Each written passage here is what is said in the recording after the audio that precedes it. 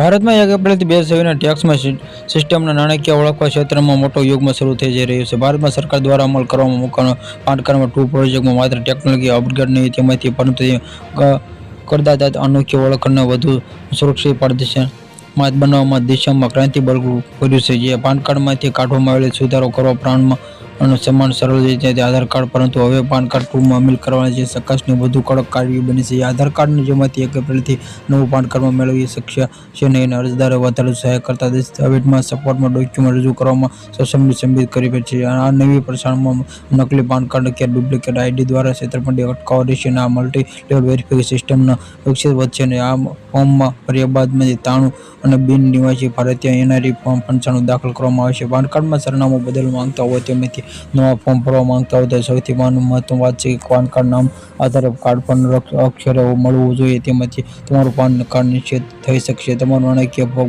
પડે શકે. સરકારે લાંબા સમયથી પાન કાર્ડ આધાર કાર્ડ લિંક કરવાની અપીલ કરી છે, પરંતુ 1 એપ્રિલ 2023થી આ બાબતે કોઈ બાંધછોડ કરવામાં આવશે નહીં. જો તમારું પાન કાર્ડ હજુ પણ આધારિત સાથે લિંક નથી તો ઇનઓપરેટિવ એટલે કે નિષ્ક્રિય થઈ જશે. આ સ્થિતિમાં કરદાતાએ અનેક મુશ્કેલીનો સામનો કરવો પડી શકે છે. ડીટીએસ કપાતા જો તેમાંથી નિષ્ક્રિય થતા તેમાંથી મુજબ લાગતા પડતા દરેક ઘણો વધારે ટેક્સમાંથી ડીટીએસ કપાશે. અટકાવેલા રિફંડમાં તમારે રિફંડ મેળવવા માટે કતારમાં હશો જ્યાં સુધી લિંક પ્રક્રિયા પૂર્ણ નહીં થાય ત્યાં સુધી સરકાર રિફંડ જારી કરશે નહીં. બેન્કિંગ અવરોધમાં મોટી રકમ ફિક્સ્ડ ડિપોઝિટ અને જેમાંથી એફડી બેંક ખાતું ખોલાવવાનું લગભગ અશક્ય બને છે. જેમાંથી આ ડિજિટલ નિષ્પક્ષનો ઉદ્દેશ્ય એક વ્યક્તિ એટલે કે પાન કાર્ડનું સિદ્ધાંત અને સખ્ત રીતે લાગુ કરવાનો છે, જેથી ટેક્સ ચોરી પણ લગામ લગાવી શકાય.